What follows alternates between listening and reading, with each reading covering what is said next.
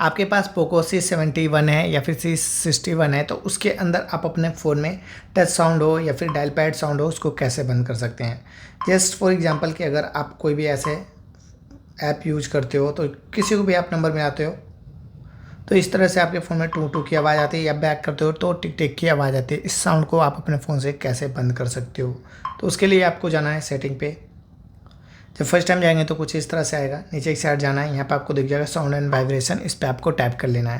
नीचे एक साइड जाएंगे तो यहाँ पे आपको दिख जाता है एडिशनल सेटिंग, इस पर आपको टैप कर लेना है। तो यहाँ पे आपको दिख जाएगा सिस्टम साउंड, यानी कि डायल पैड हो, टच साउंड हो या फिर किसी भी चीज़ को आप अनइंस्टॉल करते हो, अपने फ़ोन को लॉक करते हो, सारे के सारे साउंड का यहाँ पे सेटिंग देखने को मिल जाती है। फर्स्ट पे आता है आपका डायल पैड टून, इसको जाके आपको बंद कर लेना है।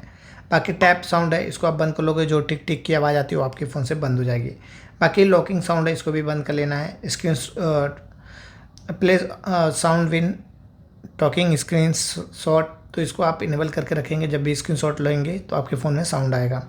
बाकी अनइंस्टॉल है प्ले साउंड वेन अनइंस्टॉलिंग ऐप्स, इसको भी जाके आप इनेबल कर लेंगे। बाकी ये वाला है डिलीटिंग आइटम, इसको भी जाके आप ऑन कर लेंगे। ये चारों ऑप्शन को आपको ऑन करके रखना है, ठीक है। तो इस तरह से आप अपने फ़ोन में कर लेंगे। बाकी अगर वीडियो अच्छी लगेगी तो लाइक कमेंट शेयर सब्सक्राइब कीजिएगा। मिलते हैं नेक्स्ट वीडियो में, तब तक के लिए बाय बाय।